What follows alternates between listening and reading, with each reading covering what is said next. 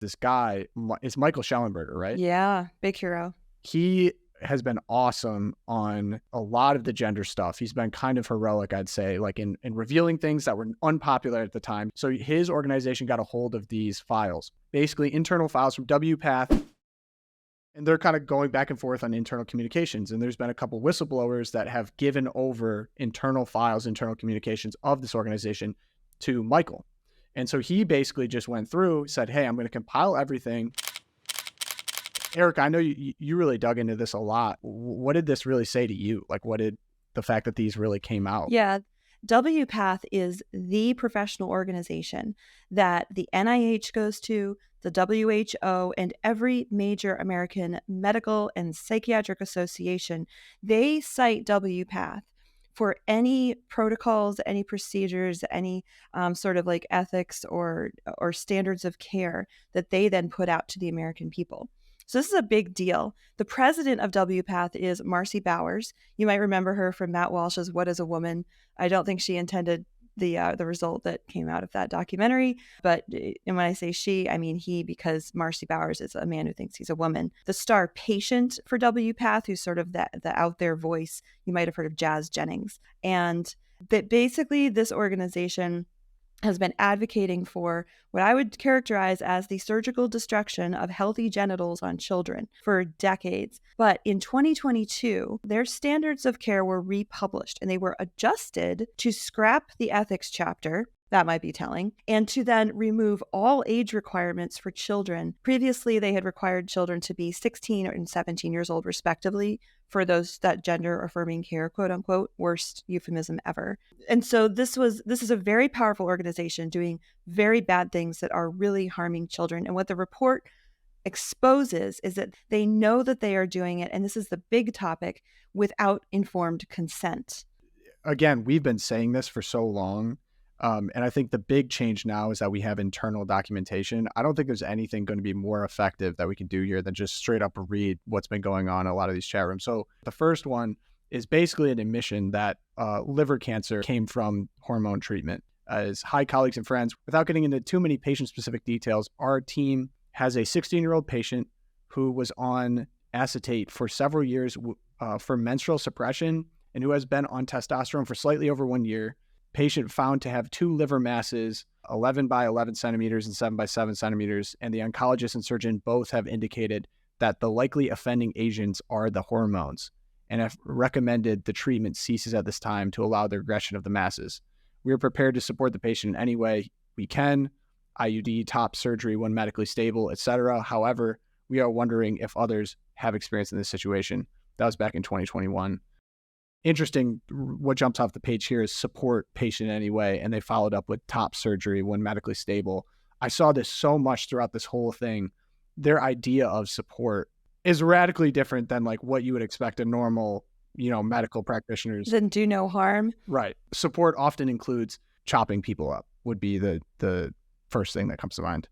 So yeah, that first one was pretty scary. And then we have basically an admission on the inability to have natural orgasm and then also killing of fertility. Someone called this Marcy Bowers on it. Can you please clarify what sources indicate this information regarding orgasmic response and fertility ? The fertility question has no research that I'm aware of, as puberty onset allows for fertility options while blockers preclude these opportunities. I'm unaware of individual claiming ability to orgasm when they're blocked at 10 or 2. Yeah, he knows. He knows what's going on. And then it gets into, like, Erica, what you were saying before, throughout a lot of these files too.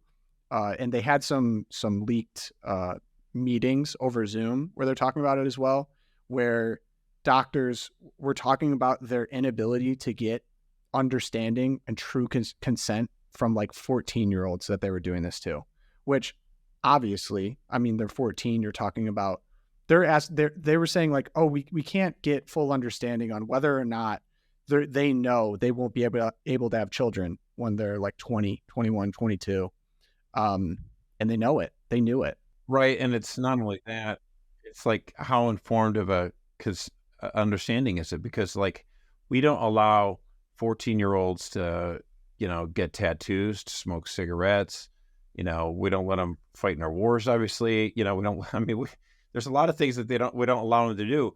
We also don't say a 14-year-old can have sex with someone who's 25. Of course, the left wants to change that too.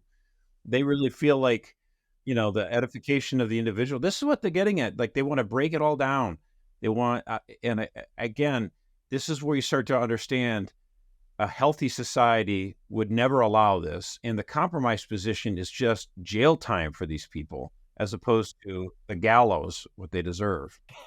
Yeah, exactly. I was even talking about, like, how this comes to mind too with different approaches to the pro-life movement. Like, a lot of people have talked about potential retributions for abortionists or Planned Parenthood or people that are committing the act of, like, killing children, essentially. What's the proper way for justice to be served there? And I think it's less obvious in that example, but much more obvious in this example. People that are knowingly taking away a child's ability to have children one day, or to have a normal function, or to give them lifelong dependency on drugs and surgeries in the future and things like that, who have been doing this and making ridiculous amounts of money on that. I think jail time becomes more immediately obvious for that. But I'd love for the lawyers to go after these people. You know what I'm saying? That's what's going to start to stop this, is when lawyers see dollar signs in their eyes and they go after these doctors who are doing this stuff because of all the horrible effects it's going to have on people.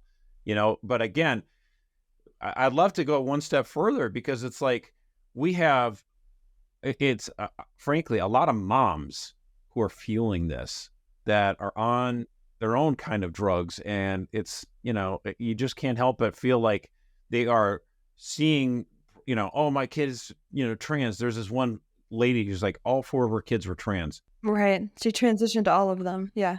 Under the age of 13. Like, the odds of that actually happening naturally would be 1 in a billion. But of course, the problem isn't her children. The problem is the mom. Look in the mirror, honey. Well, even that too, there's other examples of doctors being fully aware that their patients had things like schizophrenia or trauma-based psychological disorders, and still doing surgeries on them. And then there was an example where someone, like, became dangerous, like threatened them after the surgery, threatened the doctor. And then he later came to find out that they had, like, bipolar disorder or something like that. So in terms from an ethics standpoint, you're operating on people that you don't even know their full psychological condition. And now you're just looking for stopgaps afterwards. Like, how do I protect myself? How do I protect instead of it just goes against everything I think doctors would be taught about how to engage in a surgical procedure. Is just unbelievable. And again, we're talking about kids in, like, 14 to 18. We're not talking about adults here.